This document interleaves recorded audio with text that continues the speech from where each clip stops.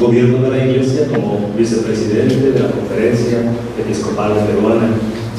Él ha intitulado su reflexión de nosotros como renovando la vida cotidiana en la Iglesia, nace Obala.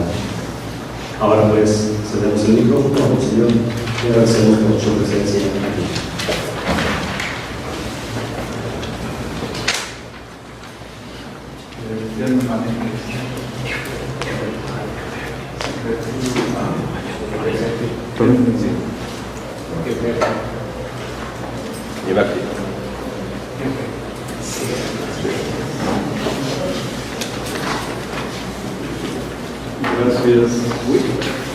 Gracias, Benjamín. Muy buenos días a todos.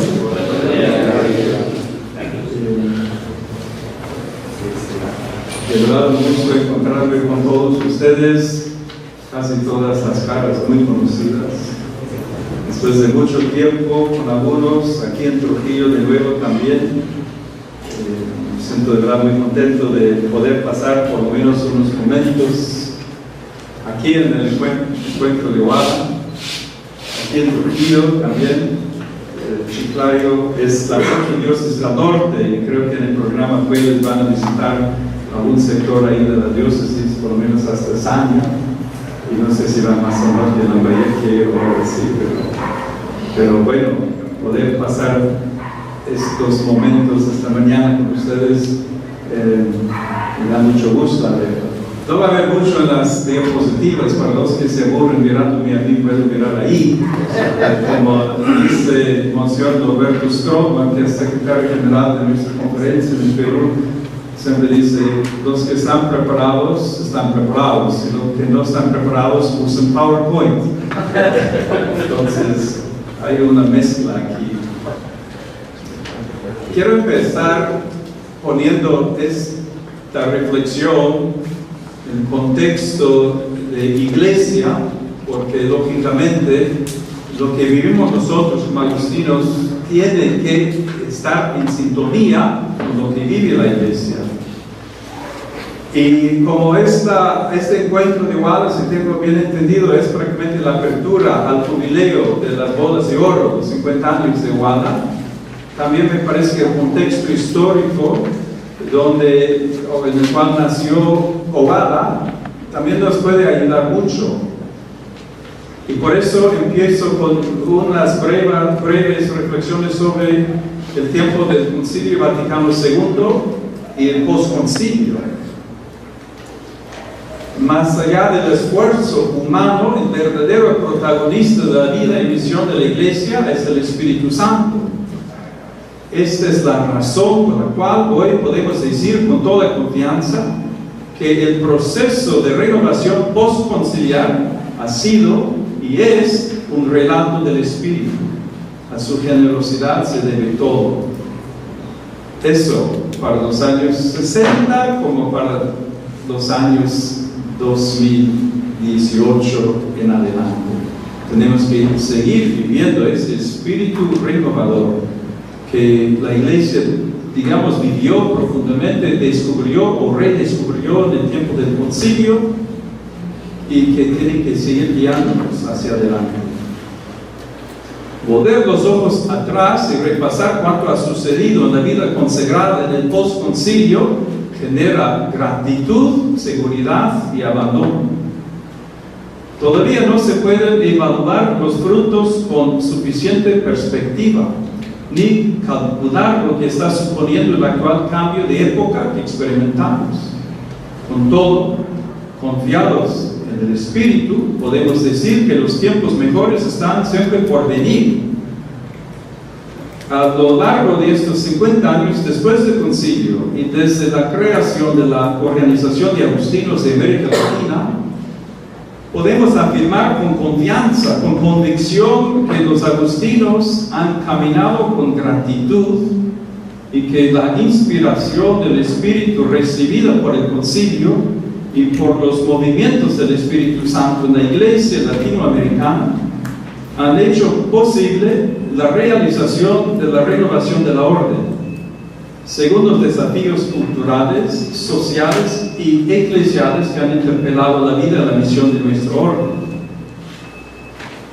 Aquí una paréntesis, y volveré al tema un par de veces, pero en muchos sentidos lo que se ha vivido en América Latina con todo el proyecto de renovación y lo que ha significado la UALA durante estos 50 años, ha tenido un impacto importante en la vida de la orden, también en otras regiones. Entonces, que este sea también, digamos, un tema, un texto o reflexión que forma parte de todas las cosas que voy a estar compartiendo en esos próximos minutos. Las reflexiones que siguen aquí nacen, por un lado, de una experiencia vivida desde mi primera misión en Chulucanas, hace ya, varios años, 30 y tantos. Luego de los varios lugares donde he tenido el privilegio de servir, como Benjamín dijo, Chulucanas, Trujillo, aquí mismo, luego como provincial y como prior general de la orden, y luego en Chiclayo también. No pretenden ser estas reflexiones la palabra definitiva, sino una perspectiva que refleja algunas luces que he podido reconocer y apreciar en estos años de servicio en la iglesia y en la orden.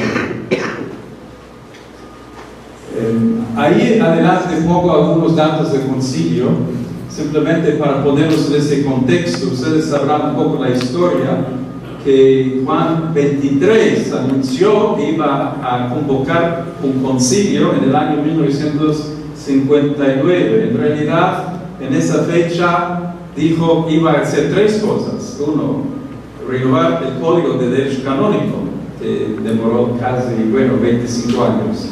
Segundo, convocar el Sínodo de Roma. Muchos dicen un fracaso total, pero se hizo.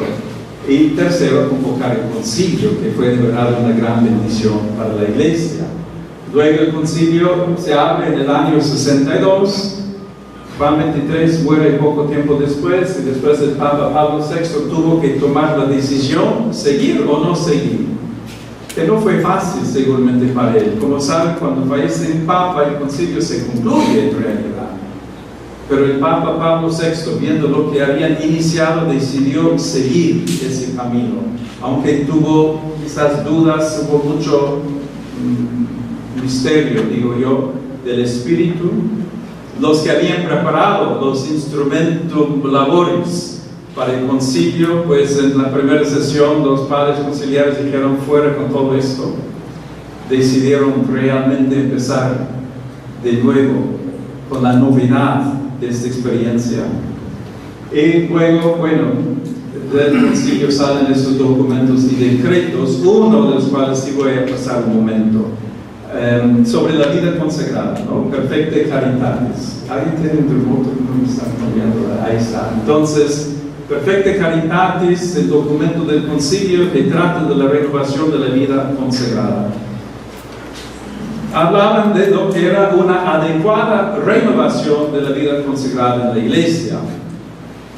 El concilio reconoce el valor y la validez de esta forma de vida consagrada por la profesión de los consejos evangélicos, por sus raíces en el pasado y su proyección en el futuro.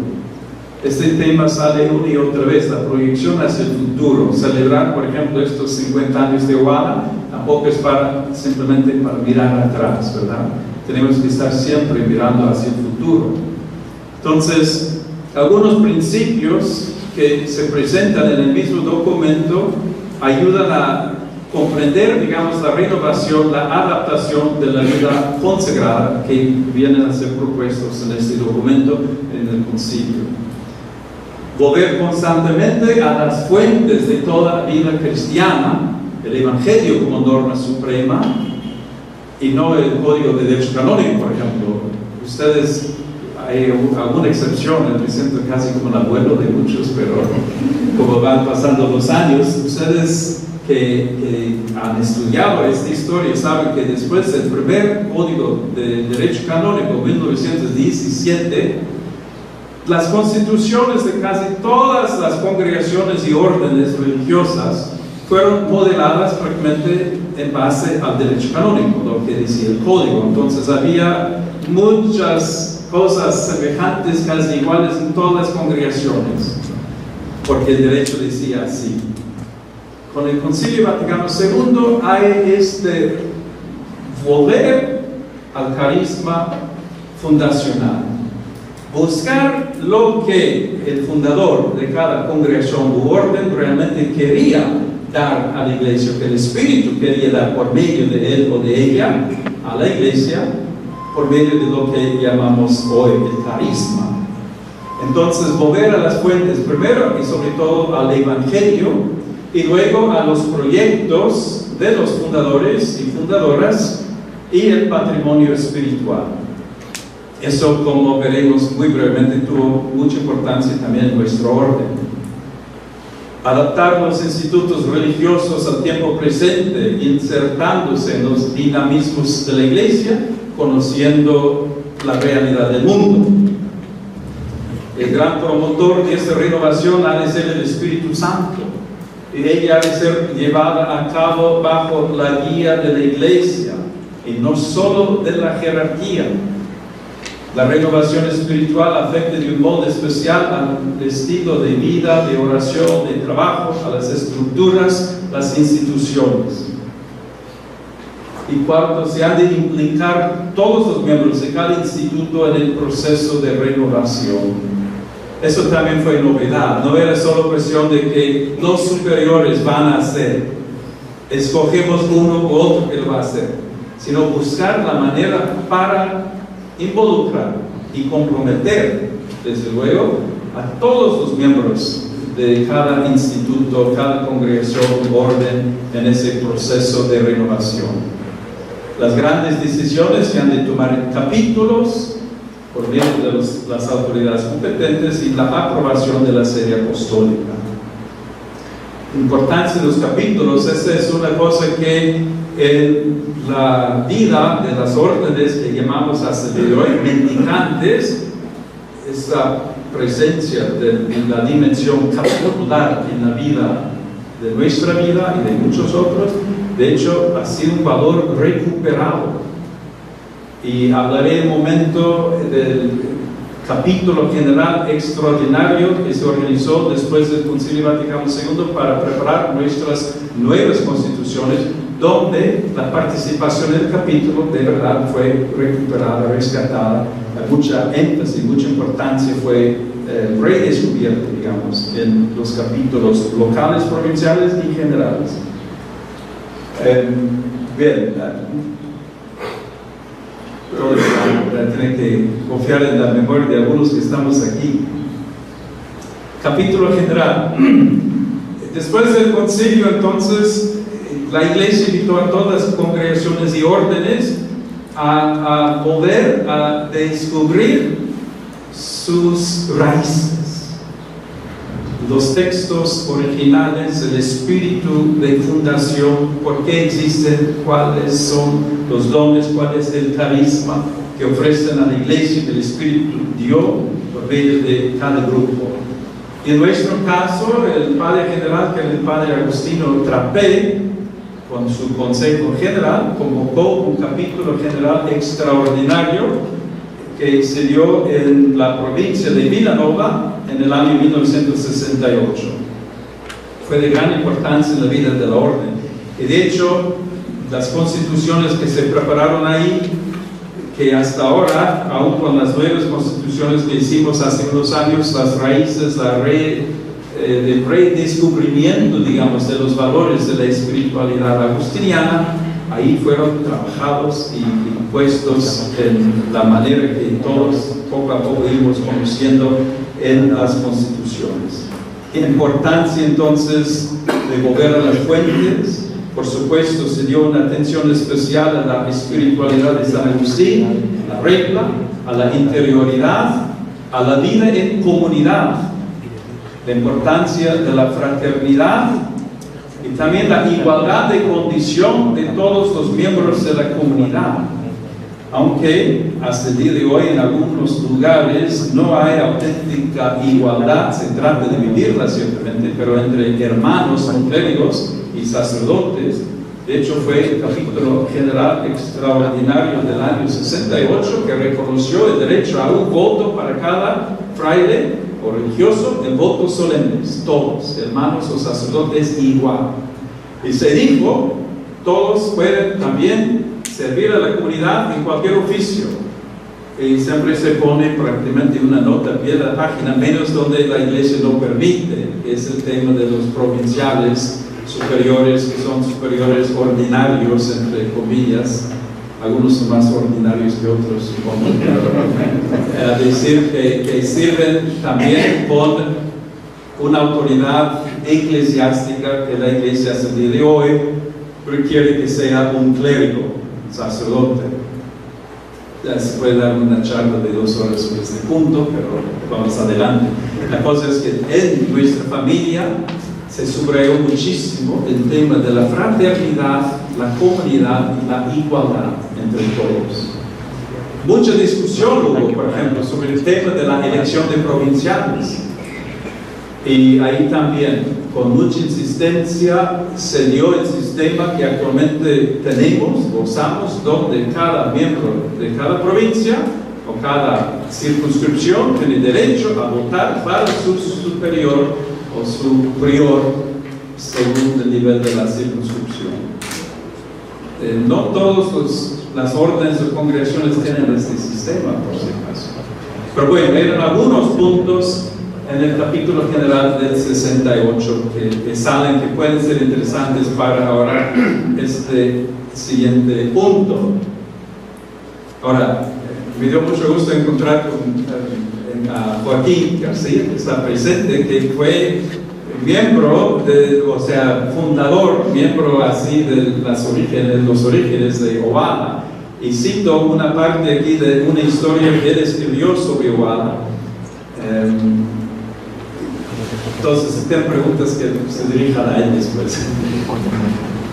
El capítulo en Villanova, St. Mary's Hall, dejó tiempo, ahora cito textualmente, para que algunos delegados de América, sensibilizados con los tiempos, estudiasen la posibilidad de una interrelación mayor entre todas las circunscripciones.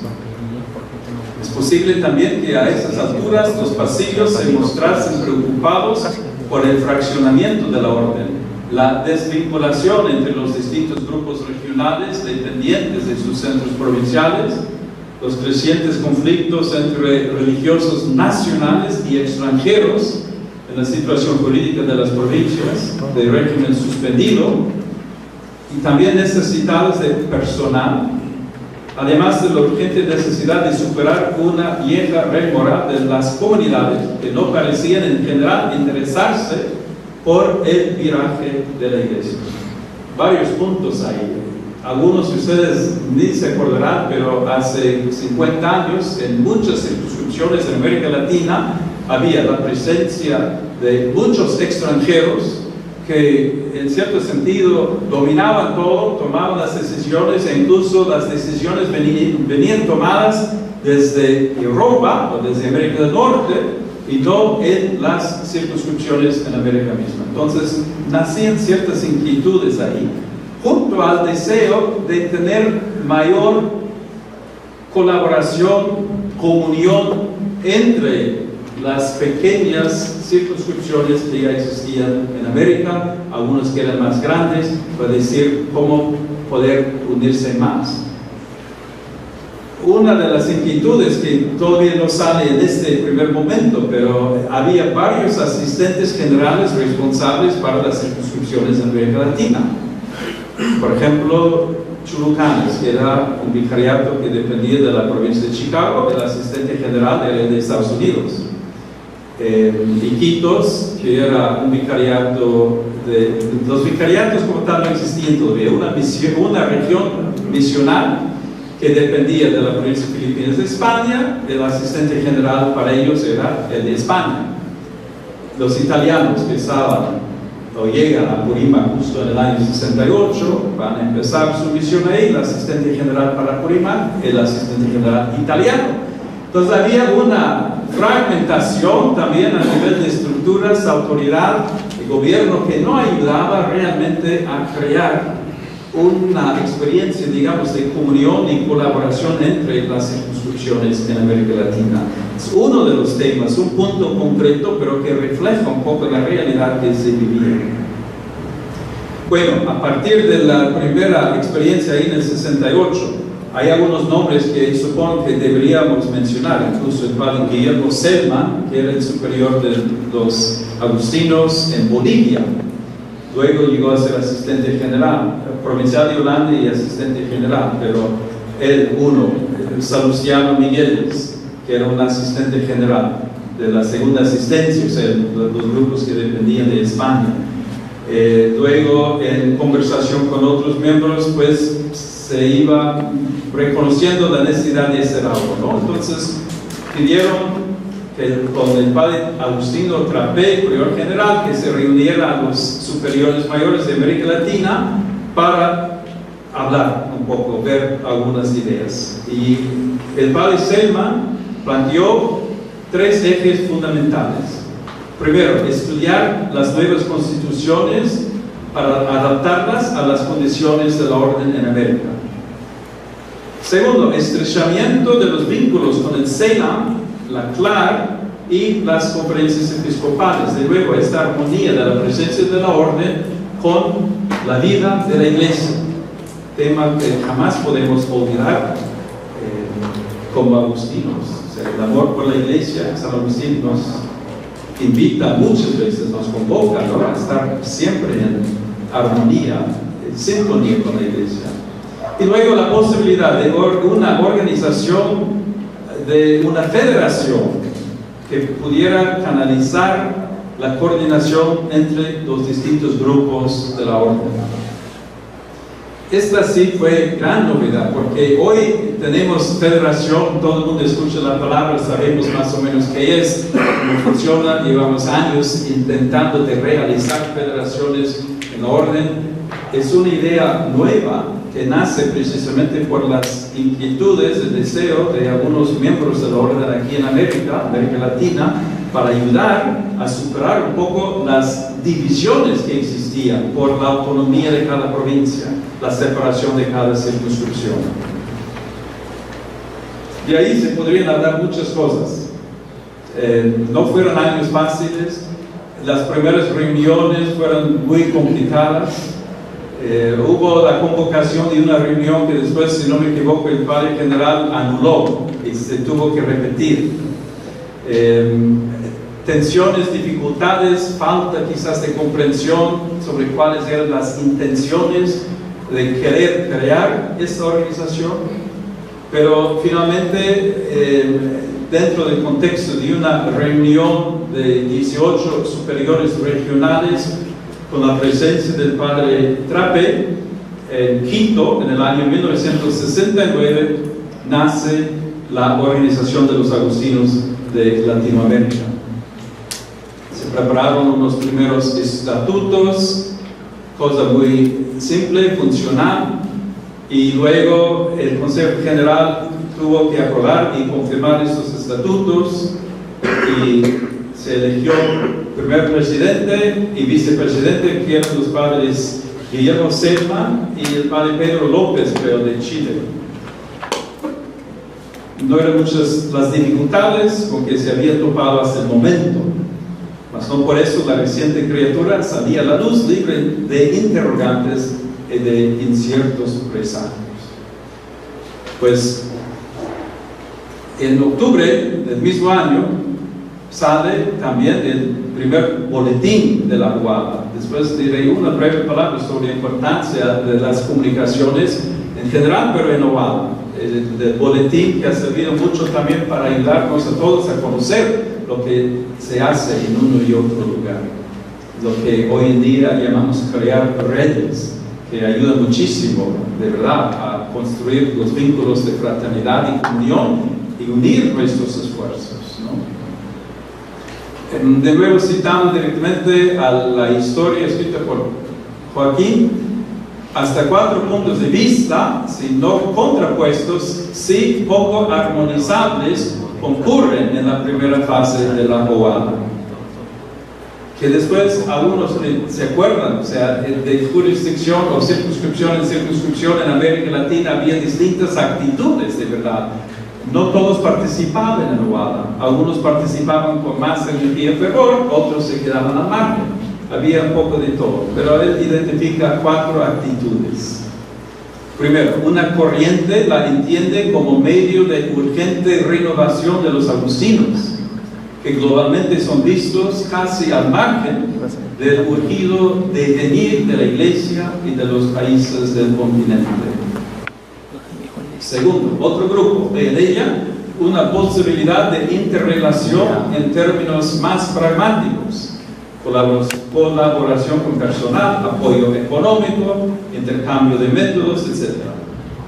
Tercero, el gobierno central, el gobierno general en funciones aboga por una intensificación de la espiritualidad agustiniana, adaptación de las constituciones y reactivación de los programas vocacionales en crisis. Aquí 2 puntos muy importantes. Justo en estos años, pero precisamente en el año 1971 se realiza otro capítulo general. Y en ese capítulo no fue reelegido el padre Trape, y después de varias votaciones sale elegido el padre Teodoro Tac. El padre Tac, que en paz descanse también, se dedicó realmente el primer prior general que empezó a viajar toda la orden, con frecuencia, muchísimo. A pesar de dificultades con su propia salud, varias veces terminó en el hospital, incluso en el lugar donde visitaba, pero con un amor por la orden, por San Agustín, un deseo de ayudar a todos los agustinos en todas las circunscripciones realmente a conocer las nuevas constituciones, a vivir los valores de esas constituciones y en una manera muy especial subrayando la importancia de la comunidad en nuestra vida. Hasta ese tiempo muchas veces en muchos lugares los agustinos eran otros sacerdotes disponibles para la misión. Pastoral, colegio, parroquia. Y con él, digamos, el redescubrimiento del valor del carisma que era él, de la comunidad como carisma fundacional de los agustinos, y viajó toda la obra. El otro tema aquí, en cuanto a este grupo, reactivación de los programas vocacionales. En muchas circunscripciones de América Latina no había vocaciones, incluso en algunos no había programas de formación inicial, promoción vocacional. Era un tema que, bueno, como había muchos misioneros de otros países, no hacía falta un poco esa actitud. Y renace por medio de por lo menos esta inquietud, uno de los grupos que reconocía en OALA un cierto valor que podía ayudar mucho en este tema. En cuarto grupo, finalmente no faltan quienes ven en la OALA un posible mecanismo de confederación de los superiores mayores para poder reprimir la ola de defecciones, desviaciones doctrinales y rompimiento de la disciplina tradicional de la Iglesia. Otro grupo. Todo esto se podría comentar muchísimo, pero voy adelante, después si tienen preguntas se podrán, dedicar más tiempo a esto. Durante los años de lo que podemos llamar un segundo periodo de la historia de la OALA, tal vez del año 73 a 83, también se ven muchos aspectos importantes que revelan inquietudes eclesiales y también agustinianas. Pero siempre con estas actitudes de quienes participaban con más compromiso y quienes se quedaban quizás un poco al margen de actividades de la OALA. Analizando ciertos aspectos de OALA revelados a través de los primeros documentos, podemos ver cierta incertidumbre a veces. dificultades a vivir algunos aspectos de la vida, quienes ponían mucha insistencia en la espiritualidad agustiniana, la vida interior de cada religioso, como fuente de toda inspiración. Otros que asignaban a la Obala un rol unificador y animador en relación con la vida agustiniana y el desarrollo de la orden en el continente. No lo he escrito aquí, es un poco, los comentarios marginales a veces son más interesantes que el texto, pero no olvidemos que Obala nace en el año 69. El año 68, no solo en la iglesia, en el mundo, fue de verdad revolucionario. Muchas cosas nacían en estos años. Y la dinámica y también las tensiones que se descubrían o se vivían dentro de la Obala simplemente reflejaban las mismas cosas que vivía la iglesia y que se vivía en el mundo. Uno, desconfianza en las autoridades, con o sin razón, pero el sentido de verdad de vivir una especie de, digamos, rebeldía o revolución o rechazo hacia aquellas estructuras, aquellas instituciones que a veces eran vistas como más de dominación y no de servicio, y la búsqueda de promover de nuevo la participación de todos desde las bases. Entonces vemos que uno de los puntos de tensión también a nivel dentro de la orden era el papel de la Obala en cuanto a la relación entre los superiores de la orden y los delegados de base. La insistencia, hasta ahora si no me equivoco, en los estatutos de Obala que haya delegados de base, cuando en principio en nuestro orden todos los superiores, entre comillas, los provinciales, vicarios, son elegidos por todos. Sin embargo, hay esa tensión, interrelación, que cuando uno llega a ser superior ya no es de todos, o algo así, aunque fue elegido por todos. Un poco la figura nace también porque muchos superiores todavía en esos años no eran elegidos, sino eran nombrados desde fuera. Las provincias autónomas en los años de fundación, varios estaban bajo régimen suspendido. Había Chile, Quito, Lima no era autónoma todavía, Lima era bajo régimen suspendido con Filipinas, México y Michoacán, y no creo que había otro. Colombia recupera régimen ordinario y capítulo general años después. Entonces había muchas provincias que habían sido provincias, pero estaban bajo el régimen suspendido con gobierno de una provincia fuera de América Latina. Todas esas cosas también tuvieron en estos años su importancia. También se vivieron experiencias muy fuertes. Lo más fuerte que viene en estos años, un poco después, pero en Argentina, cuando todo un grupo de argentinos decide salir de la orden por tensiones muy fuertes con autoridades, en este caso provincial o viceprovincial. Argentina era viceprovincia en ese tiempo, uno elegido, nombrado desde España, y un grupo, creo que eran 10, Miguel Ángel, a lo mejor tú te acuerdas, que salieron de la viceprovincia argentina en estos años, ¿no? O sea, este tipo de experiencia muy fuertes, pero marcaron también la vida de la orden en América Latina.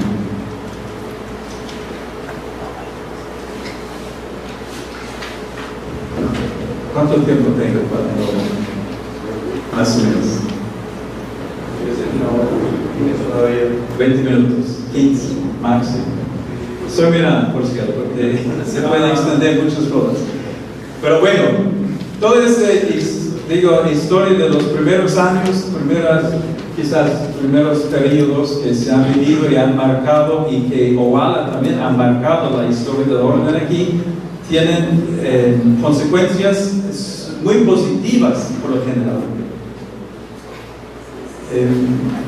En la primera parte, cuando hablaba del Vaticano II, si uno estudia quiénes eran los padres conciliares de mayor influencia, casi no había ninguno de América Latina. Los obispos de América Latina que estaban en el Vaticano II, sobre todo, tendían a ser muy conservadores y de la línea que no digamos, tomó la dirección del concilio. Y el concilio, más bien en los años primeros 63-65, fue guiado mucho más por teólogos y obispos del norte de Europa.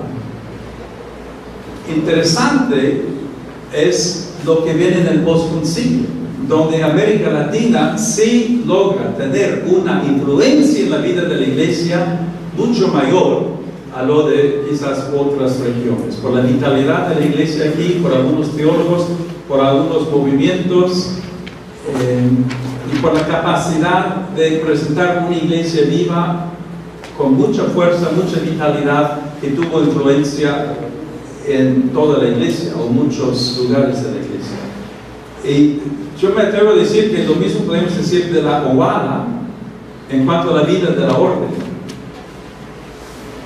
Tengo algunos ejemplos concretos, pero mucho más de eso, precisamente esta iniciativa de crear una organización que unía todas las circunscripciones de América Latina fue la primera en toda la orden y dio el modelo y el ejemplo que, aunque ha sido en algunos aspectos modificado, transformado, digamos, según iban pasando los años, ha servido mucho para crear otras organizaciones parecidas en toda la orden. En África, en AFA, la Federación Africana de Agustinos, luego en la zona Asia-Pacífica, luego en América del Norte y finalmente en Europa. Todas estas organizaciones nacen precisamente por reconocer el valor de una institución de mayor diálogo, compartir, comunión, que de hecho se dio desde el año 69 en América Latina. Ahora, de aquí quiero juntar dos cosas y lo digo en el sentido, por un lado, una iniciativa que no nació en la OALA, pero luego fue asumida por OALA, pero que ha tenido también, creo, mucha importancia, por lo menos desde mi perspectiva, sea cuando todavía estaba yo trabajando aquí en Trujillo y sea luego en los años como prior general. Y era lo que podríamos llamar el movimiento de Conocoto. Todo el proceso de renovación de la orden que se dio a partir del año, 90.